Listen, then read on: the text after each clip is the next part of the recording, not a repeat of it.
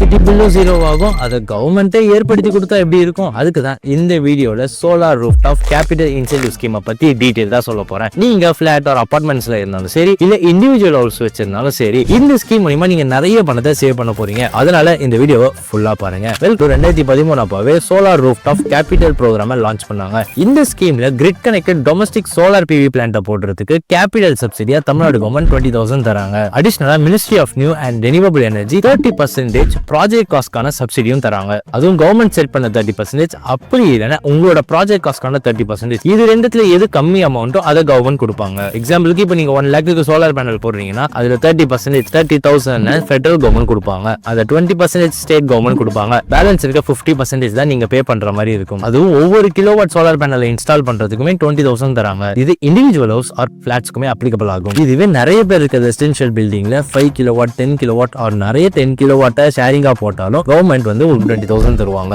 தென் net metre மூலமா நீங்க நிறைய கரண்ட் பில்லையும் சேவ் பண்ணலாம். நெட் மீட்டர்னா என்னன்னா, சோலார் பேனல்ல வர எலக்ட்ரிசிட்டியை விட நீங்க கம்மியா கரண்ட் யூஸ் பண்ணீங்கன்னா பேலன்ஸ் இருக்க கரண்ட் எலக்ட்ரிசிட்டி கிரிட்ல போறது தான் நெட் மீட்டர். இந்த எலக்ட்ரிசிட்டி பில் எப்படி கால்குலேட் பண்ணுவாங்கன்னா, நீங்க யூஸ் பண்ண கரண்ட் அப்புறம் கிரிட்ல போன கரண்ட் போக இருக்கிற பேலன்ஸ்க்கு தான் நீங்க பில் பே பண்ற மாதிரி இருக்கும். எக்ஸாம்பிளுக்கு கிரிட்ல இருக்க 1000 கிலோவாட் பர் ஹவர்ல நீங்க 600 கிலோவாட்டை திருப்பி அதுக்கே சென்ட் பண்ணிட்டீங்கன்னா பேலன்ஸ் இருக்க 400 கிலோவாட்டுக்கு தான் உங்களுக்கு சார்ஜ் பண்ணுவாங்க. கிரிட் கனெக்டட் சோலார் பேனல்ஸ்லாம் ஆப்ரேட் பண்றதுக்கும் மெயின்டைன் பண்றதுக்கும் ஈஸியா இருக்கும். அந்த சோலார் பேனல் கொடுக்குற கேபிட்டல் சப்சிடிலாம் வெறும் பிளாட் ரூஃப்ஸ்க்கு மட்டும் தான். அப்படி நீங்க பிளாட்டா போடலன்னா அடிஷனலா வர செலவெல்லாம் நீங்க தான் பே பண்ற மாதிரி இருக்கும். ஃபைனலா மொத்த ரூஃப் டாப்புக்குமே 5 வருஷத்துக்கு வாரண்டி தராங்க. அதோட சேர்த்து 25 வருஷத்துக்கு பேனல் வாரண்டியும் கொடுக்குறாங்க. இப்போ யார் தான் இந்த ஸ்கீமுக்கு எலிஜிபிள்னா, எலக்ட்ரிக் கனெக்ஷன் வச்சிருக்க individual house or flats or residential flats. இந்த ஸ்கீமுக்கு அப்ளை பண்ண தேவையான document Aadhaar card, PAN card, voter ID, electricity bill, passport size photo, bank passbook. இப்போ இந்த ஸ்கீமுக்கு எப்படி அப்ளை பண்ணலாம்னு சொல்றேன். கூகுள்ல போயிட்டு இந்த ஸ்கீமோட அப்ளிகேஷன் ஃபார்மை டவுன்லோட் பண்ணி அதுல கேட்கிற டீடைல்ஸை ஃபில் பண்ணிட்டு அதை ஒரு காப்பி எடுத்து நீங்க வச்சுக்கோங்க.